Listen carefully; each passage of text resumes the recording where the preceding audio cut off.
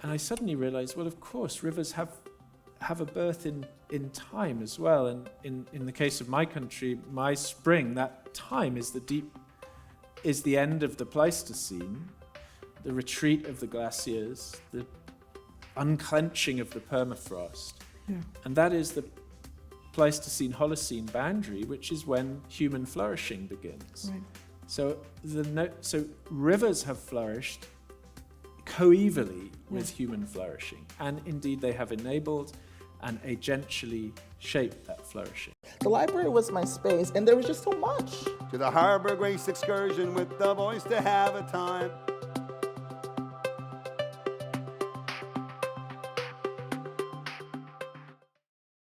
Thank you so much for being here, everybody. Thank you, Robert, for being here.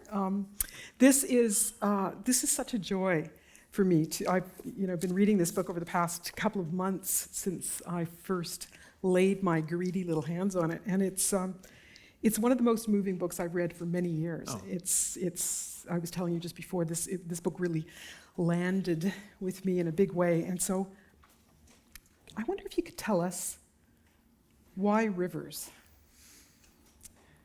I will.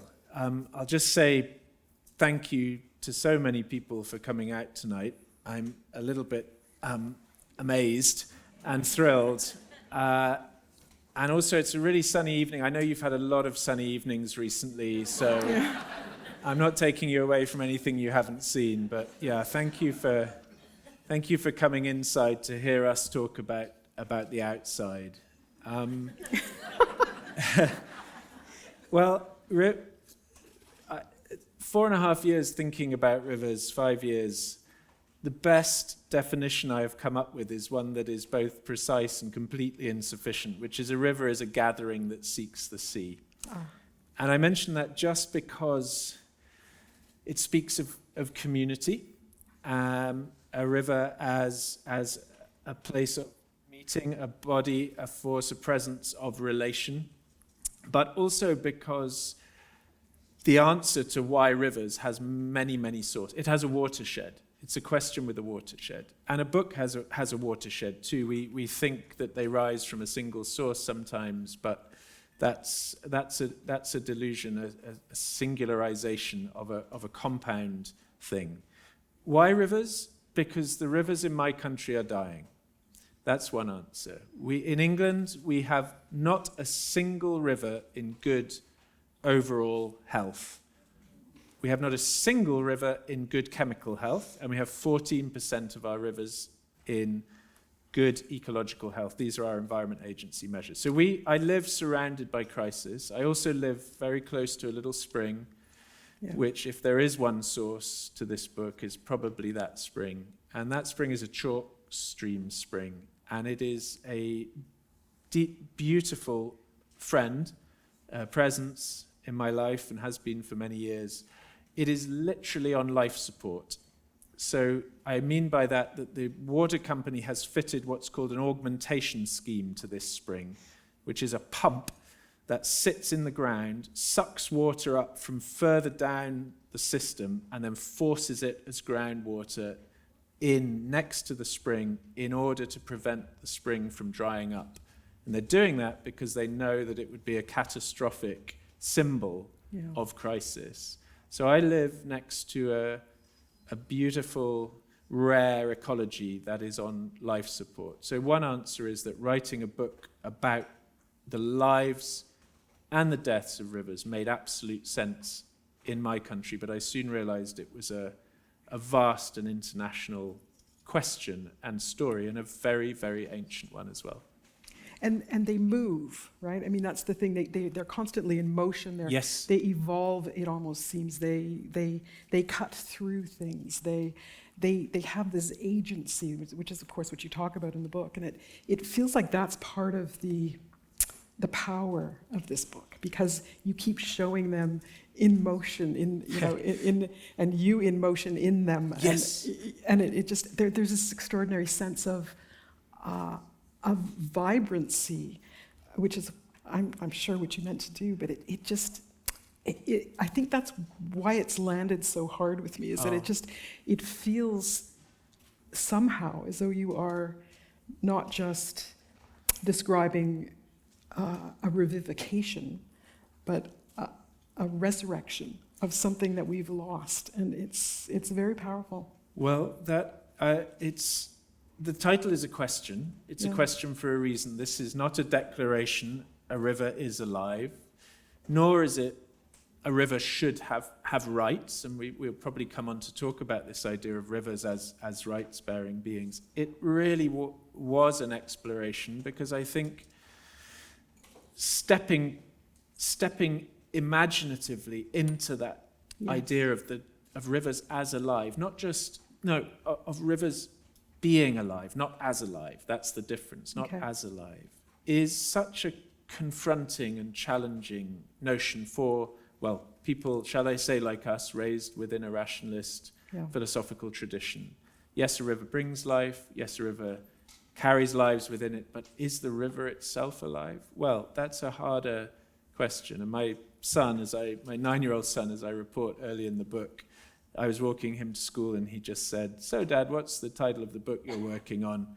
In that way that children sort of try to seem interested in what their parents do. And I said, "Oh, it's called Is a River Alive?" And he was like, "Well, duh, that's going to be a short book then, because the answer is yes." And I was like, okay, well, I could write the haiku / monosyllable version, but no, it took years and 300 odd pages, but the question opens so much that is important about life, about what life itself means, as well as what rivers are and give us.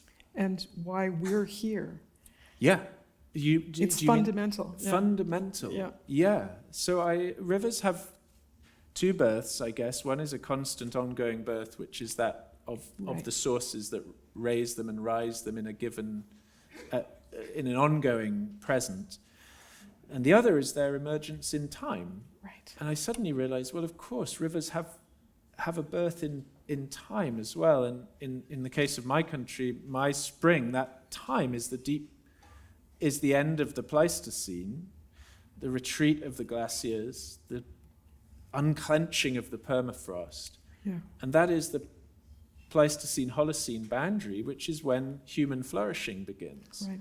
So rivers have flourished coevally with human flourishing, and indeed they have enabled and agentially shaped that flourishing. So I became fascinated with that idea of the active historical presence and force, a word that becomes important in the book, of rivers. Does that make sense? Absolutely. That makes absolute sense. I wonder if you feel like reading a tiny bit of it. There's a chunk that you and I are talking about just before we came on stage, and it seems to me to form a metaphor that just, shall I say, flows through the book. But would you mind reading the mycelium bit? Yeah. Let me do that. So I should explain where you are. Yeah, I should explain where you are. My goodness, you were like, what? Well, hold on. Where are we? Well, this book, of course, was only published in Canada 6 days ago, so I expect you all to have read it, and there will be a room-wide test shortly. But it has 4 main landscapes, riverscapes. The first is my chalk riverscape, and that little stream that flows through my life and my days and my memories and my imagination. The second is Ecuador, cloud forest in northwest Ecuador, out of which flows the Rio Los Cedros, the river of the cedars. The second is Chennai in southern India, where 3 rivers, the Kosastalaya, the Coom, and the Adyar, flow almost biologically extinct through that city, but still there are people fighting for their revival. And the third is in northeastern Quebec, in Nitassinan, the Muteshakau-Shipu, or the Magpie River, which becomes really the most consequential journey I think I've ever taken, and where the whole book converges. But the section I'm about to read to you now is in this cloud forest in northwest Ecuador that was saved along with its rivers by an extraordinary act of moral imagination, the recognition of the rights of that forest to exist, to flourish, and to persist, and its rivers too, and the legal force with which Ecuadorian constitution, which recognizes the rights of nature, ruled on a mining concession that was about a Canadian mining company, you will be amazed to hear, was absolutely central to this story and was forced to quit its claims along with the state mining company. So this extraordinary forest has survived, its rivers have survived. But we were up there, and I was with a mycologist called Juliana, and we were up at high camp, way, way up in the cloud forest. We were there for a long time, and something extraordinary happened one night. Hola, calls Juliana suddenly. Head torches are off. Look around. We kill our beams. And slowly my night sight simmers into focus, and I see that the trunks and the stumps and the fallen branches around us are all glowing with a light that is different in kind to any I have seen before. It's a silver-yellow brightness that comes from deep inside the object it illuminates, and it is heatless. I pick up a fragment of what feels like wood but looks more like radiant water. The light in this one seems to be rippling, I say. That's because it's alive, says Juliana. That glow is mycelial. It's made by the miles of fungal hyphae that are growing through this wood right now as the wood dies. And that mycelium will, in the right season, produce bioluminescent mushrooms. I walk across to the rotting stump of a tree on the clearing's edge, and the whole stump is shimmering with that water light, as if a luminous river ran through it. In places, the light is latticed. In others, it is continuous. And when I reach out invisible fingers to touch it, I find that I cannot, but nor can I occlude it. It is beautiful and eerie. What we have here this evening is nothing, says Juliana. If you hit the right night in the right place, you can see all the veins of the forest lit up. You can see that everything is connected. And then she murmurs, perhaps to herself, no one is without another.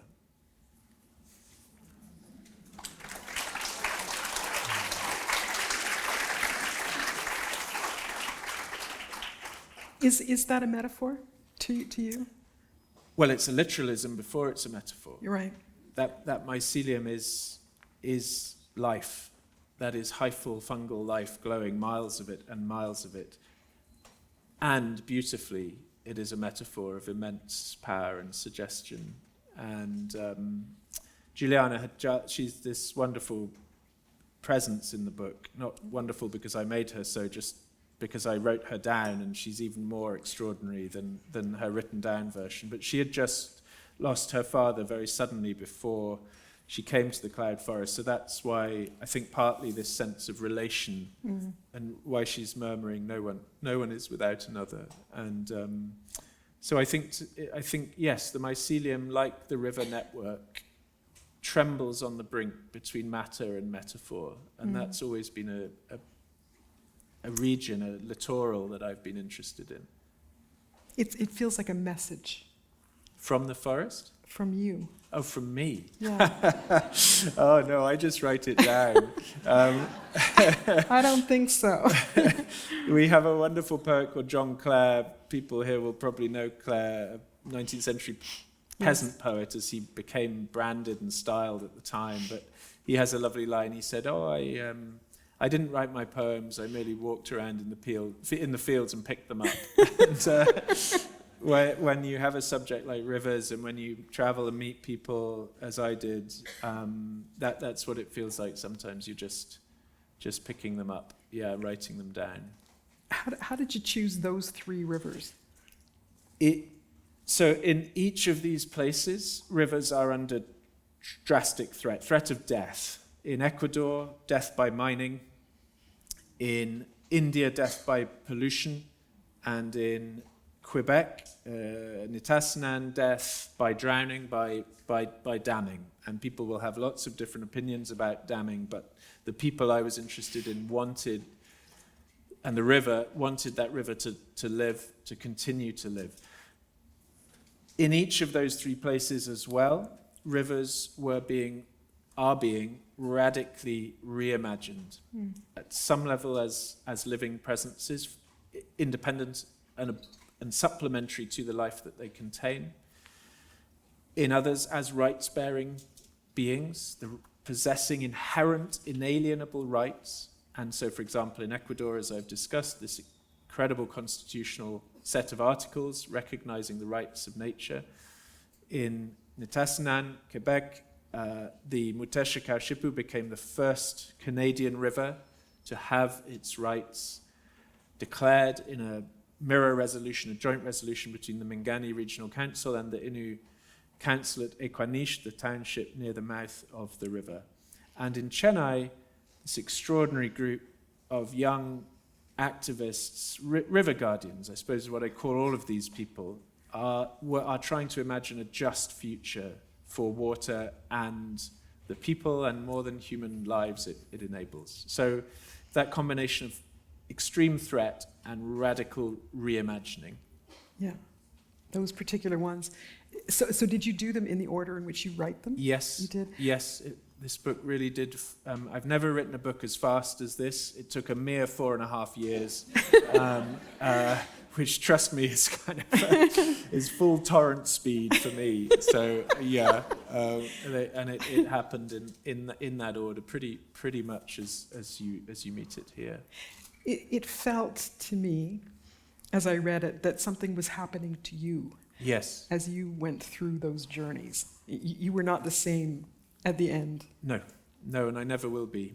And I couldn't necessarily say that about anything. I've never known a subject like this. I've never known an urgency of pressure, of a political context, of a sense of us all living in a kind of ecological end time in many ways.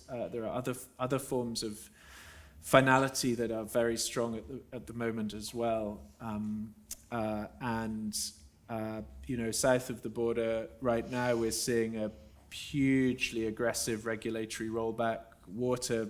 Clean water, central to some of that targeting, and just finishing an op-ed for the New York Times today about the new administration and water, very slightly in the hope that I might get turned back at the border when I try to go south later this week. But so if I ricochet back into Canada, will you welcome me?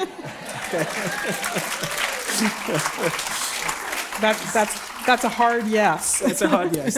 Thanks, folks. So yeah, hold the room at the hotel, please. But yeah, so but also just I don't know how to put this metaphysically. Let's say I realized really early on that in English, my English, we do not have a verb to river. Uh-huh. But what could be more of a verb than a river? And I suddenly, and by the end, really, I had been rivered, with really consequentially. Time, particularly, I've rethought time. Really? Yeah, very, very, very. How so? Oh, I'm such a punctuality obsessive, and I suppose I still am. But I think as a writer, you often, as a kind of human I became, you can often feel that you're standing on the bank and you're watching the river, the rest of the river flow, and maybe this is becoming older as well, but I know absolutely that I am never standing dry-footed on the bank, that I am fully, deeply in the flow, and we are always being moved downstream, eddied upstream. This is nothing a Buddhist could not tell you before breakfast. I don't know why it's taken me so long to work it out, but I think the granular texture of time, its capacity for huge and forceful eddies as well as immense and torrenting onwards flow, and the sense of never being beyond its current is now very strong and always will be, and that changes one's address to the world, I think. The current of time or the current of the river? Which are the same thing. Oh, I see. By the book's end, absolutely. In fact, wonderful Rita Mestakosho, the Innu poet, community leader who co-drafted the resolution for the Muteshka-Shipu, and who I've become friends with, and she really sort of prepared me for that journey. Anyway, she tied this rather raggedy red bracelet around my wrist whenever it was nearly 2 years ago, and she said, only time or the river, which are the same thing, can take this off, and it's still here. So wow. Yeah. So she was part of that reimagining as well. Yeah. I think it is the fact that this book landed in this moment in time, if I can be particular, that has made it so powerful. I mean, you can obviously see that people here are responding to the concept. That's why this room is so packed. But it feels as if it's speaking to a moment in our human history, not just because of the larger ecological climate disruption, but because of what's happening in the States and what's following on from that. And I think that's what, because it felt ultimately, it felt hopeful. Yeah.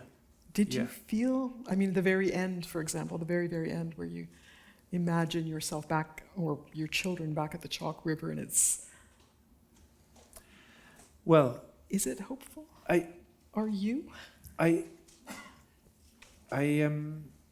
There's a waterfall in a clearing in the cloud forest in Ecuador, and it drains 2 watersheds, and the streams from those 2 watersheds crash down this 40-foot cliff face, and one of them drains a watershed that has already had prospecting done, drilling done for future extractive work, and the other drains an undrilled watershed, and the stream that crashes down draining the undrilled watershed is gin clear, and the one that drains the drilled watershed is kind of silty and orange and carries the disruption in it, and they crash and they mix in the pool at the bottom, and that one of those is hope, and the other is something like futility or power. I don't know, but I concluded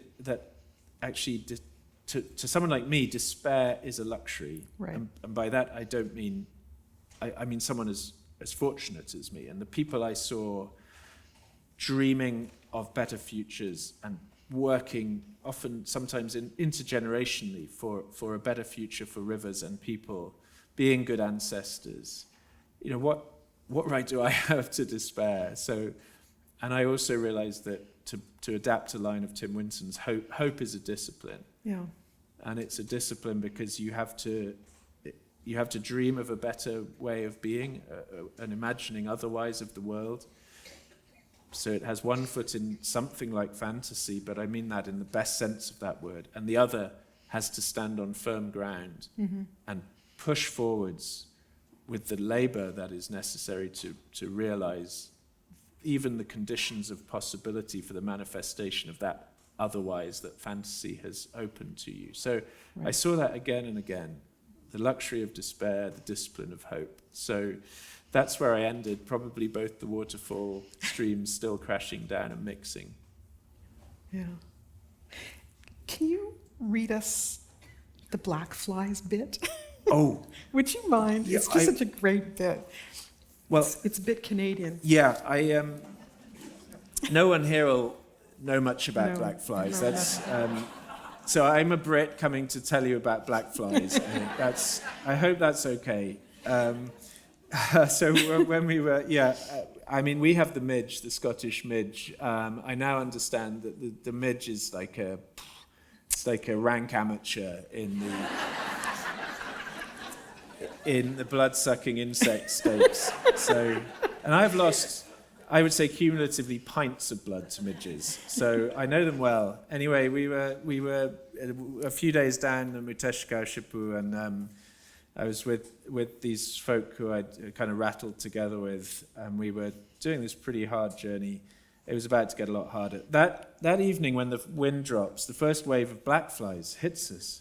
I notice a small, shiny, bulbous-bodied fly crawling on my hand. It looks rather sweet, I think, like a stubby-winged ant. It's a child's toy of an insect, and I peer at it. Is this the notorious black fly? I ask, unimpressed. It doesn't seem to be a biter. The bear, who is this Czech, Quebecois, wonderful man called Ilya, who has worked outside a lot, shifts uneasily and scratches the stubbly top of his head, making a sound like a boot scraper. Yeah, that's a blackfly, and they do bite. He pauses respectfully. The thing about blackflies, he continues, well, one of the things about blackflies is you don't really notice them biting you until after the damage is done. There are quite a few blackflies on and around us now, I note with interest. I look over at Wayne. Wayne's bleeding from his forehead. You're bleeding from your forehead, Wayne, I say helpfully. He must have clipped it on a branch while foraging for firewood, I think. Oh, well, you're bleeding from your neck, Rob, says Wayne. Really, quite a lot. I must have clipped it on a branch while foraging for firewood, I think, which is strange because I didn't feel it, and nor, in fact, did I go foraging for firewood. Now I think about it. That'll be the blackflies, says the bear. Blood is now flowing from 10 or 12 small points on Wayne's forehead, and it looks like he's been raked by a miniature machine gun, stitching a line of tiny bullet holes from temple to temple. Blackflies in number have been known to kill mules, says Ilya. Nothing kills mules, says Wayne.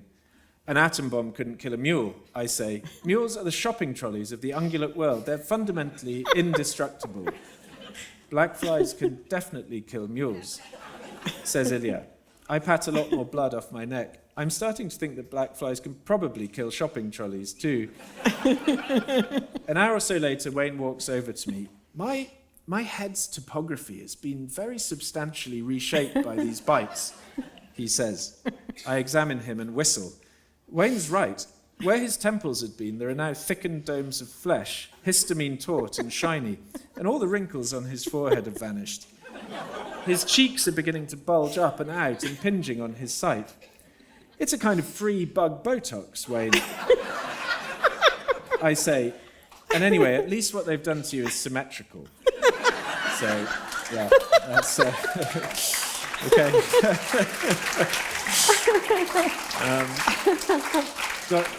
God bless the blackfly. And Bill McKibben, the great climate activist, when asked the one species he would take on the ark and preserve for the future, he said the blackfly because it shows us our limits. So, yeah. Yeah, sorry, that was a slightly carnivalesque aside, but travel is fundamentally comic as as filled with wonder and hardship and all the rest of it. So, and messy. Messy. What I love about that is just it brings up the messiness of our species and our reactions to all this stuff. I mean, most of us are not as sanguine as sanguine is a very well chosen word. Yeah. But I think that's part of what you're talking about here too, is that we are responsive, we are responding and responsive to some of these issues that have emerged, and there's an enormous poetry in the way you describe some of the responses. Well, I think if we back upstream a little from, and just the question at the heart of all this is not actually is a river alive, it's what is life? Yeah. That's a big subject to chew off, and I'm not going to try to solve it now, but I think what I came to understand is that in places and in people where rivers are recognized as being alive, what is really being done there is to me a beautifully relational understanding of life itself, as lived always in tumbling process and relation, and as opposed to the idea of a little kind of fortress unit of life that each of us inhabits and defends and bounces occasionally off other units of life. And I had a wonderful conversation with John Johnson and Jennifer Burnell on the banks of your Humber River today. Jennifer's this great historian of the Don, and of course you've seen a river so wounded that it caught fire twice in the form of the Don. A funeral was held for it. It's a wonderful sort of performative piece of river activism. And being by the Humber and talking with those two people who've thought so much about the lives of rivers, I asked John, he said, well, of course a river is living. He works on indigenous river histories in this region. He said, yeah, it's a form of livingness, which was I said, what do you mean by livingness? And he said, life is a seed of possibility. And livingness is what opens possibilities, what opens relations. And I thought that just really beautifully landed an idea that I struggled to articulate nearly as well as that. And I think a living river radiates this animating force around itself. It opens possibility, it opens relation. And being on the river today, the Humber, obviously the sun was out, but it was teeming with life of so many kinds and so many people drawn to it, interacting with one another, children laughing and throwing stones, beautifully caught on tape for the CBC program we were making, but just incidentally, not by design. So something there, we see the river giving life, enlivening the city. It feels mycelial. Yeah, well, mycelium is such a beautiful, I think we're so drawn to it as a metaphor because we long for good metaphors. Yeah, we long for the language. We long for the language. I mean, the livingness is a fascinating way to put it, but that was the other thing I wondered about, whether you had, I mean, it's almost a call for other language Yes. to talk about how we have these relationships, because we don't seem to have that. Well, yeah, the we is I mean, I speak as my we, as it were, my I, and I spend a lot of time with people where actually the life and the aliveness of rivers is self-evident. Indeed, is something it's almost difficult to articulate because it's so obvious. Whereas for us, it's so difficult to articulate because it's such an alien notion. But even in grammar, I mean, this book, all the way through the book, I talk about rivers who flow and rivers who reach the sea. And obviously in French, you do that anyway, la rivière qui coule. But in English, we it rivers and we which rivers and we that rivers. And something about the neighborliness and the recognition of, as it were, interbeing that just came from that little kind of adjustment of a dial of grammar. Yeah. The river who. And I enjoyed that, and it's been interesting watching people meet it and kind of be drawn to it or reject it. And but yes, what Robin Wall Kimmerer calls a grammar of animacy. You know, our language, grammar is where ideology in many ways settles and then sediments itself. And so we learn a lot about objectification from grammar. And there's a wonderful Ursula Le Guin line that I found. She's very late in her life. She says, I quote, she says, if we are to stop seeing rivers and trees as objects and begin to see them as something more like kin, it will require in us, she says, a great reach outwards of mind and imagination. And I love that because it recognizes the effort. We're back with hope as a discipline, with that, but it's hard to cast the mind, to reach outwards in mind and imagination. And I suppose that's what I spent 4.5 years learning and being taught by rivers and by river people how to do a little better. But yeah. Do you want to read that last little bit where you can you set it up for us and then we open we're going to open questions in a few minutes. Okay. Prepare your questions. We've got some coming in a bit. There's this really astonishing. I think there's a part where you talk about. You say, if I can massacre your words, you say later, we leave the boats hauled up at the camp and set off on foot for the brink of the gorge itself, and that is where it happens. So what happens? Well, this is one of the two endings of the book.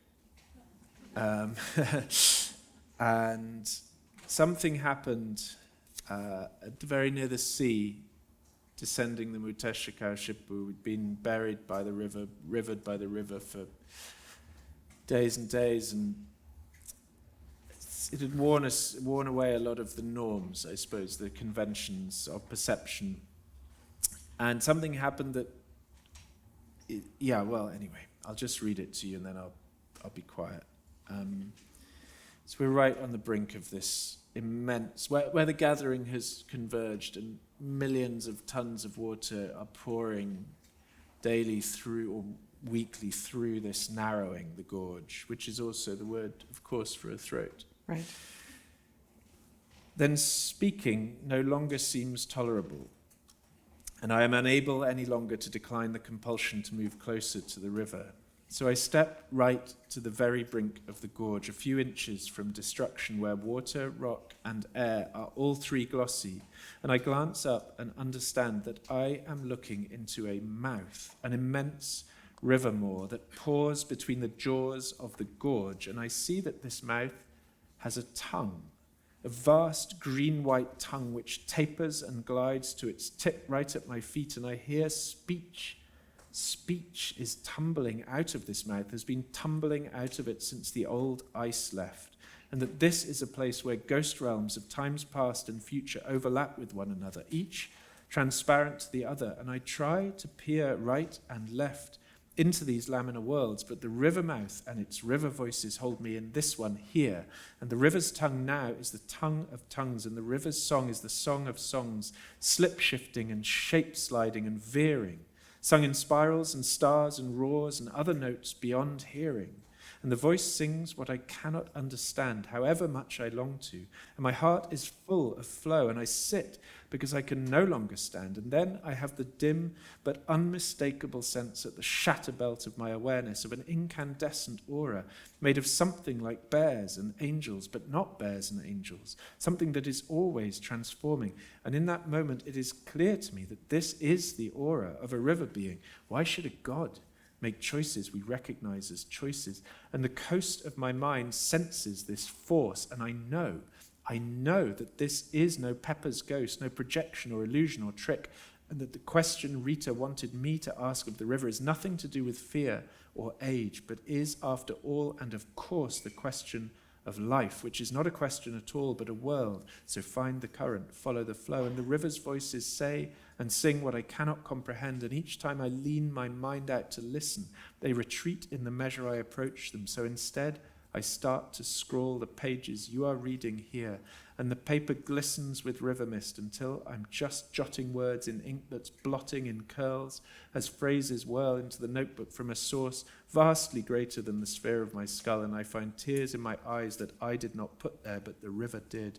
It may involve a great reach outward of mind and imagination, and for those few seconds beckoned on and shivered by that hourglass-shaped and silvered force that is a mouth and has a tongue and utters, after miles and minutes and years on the flow and in it, I am rivered.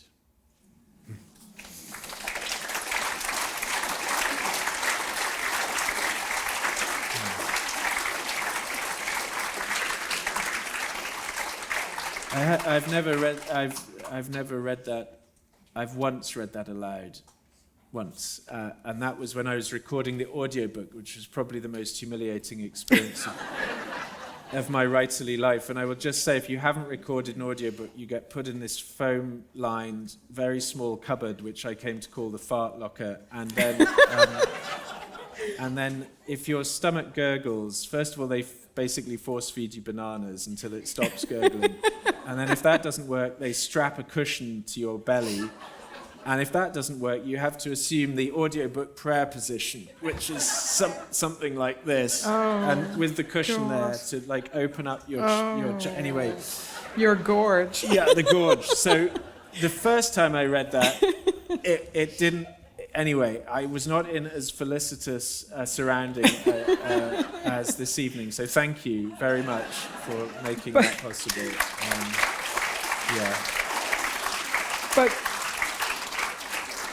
But should we also mention that chunk that you just read was a single sentence? A single sentence. I reckon it was 505 words long. 505 words. The full stop has left the building, as my as one of my early readers put it. So, yeah, I did debate whether to end that final "I am rivered" with a full stop or leave it open, and I have to say I'm slightly regretting the full stop now. Yeah. So I get that. Yeah. Why did you decide to write it that way? Well, language really. Language liquefied at that point and later. Very literally, in that I was writing some of those phrases, some of those sentences in the notebook, and the spray from the gorge was blotting and curling, and I had more strongly than I've ever known before, and I suspect ever will know again, the sense of, as I described, being written through, being written by, and there's not much that I can do with that other than tell it how it felt and how it was, and the liquefaction of language was part of that. It was a very peculiar, remarkable incident that I now realise was actually the function of many years of river encounters. So yeah, It was like you were liquid yourself. I certainly felt very passed, and that was partly. The force of that tumult was so great that it just everything was juddering. Visually, the world was tremulous, and like that heat shimmer that you get where air itself seems to jellify and then move. Yeah. Felt like everything was shimmering like that. Yeah. So. And then I went home and thought the book was finished with I Am Rivered, and then this very strange epilogue, which was another kind of writing with the rivers. I say very early on, they were my co-authors, yeah. So, and to come to a city shaped and made with and by rivers, it's lovely. But I think rivers run through people, as well as through places. That's one thing I've learned. Everyone has an answer to the question, who are your rivers? That's interesting. Who are your rivers? Oh, Saskatchewan. I grew up in the prairies. Absolutely. Yeah. They're in memory. They're in you. Yeah. Yeah. They really are. And we are all, we're all water bodies. We know that in ways that are, undignified, but also, we water seeks a body. That's what Astrid Naimanis says. And often we, the land supplies those bodies, and so do we. Absolutely. We're part of the water cycle, and we forget that at our peril. Right.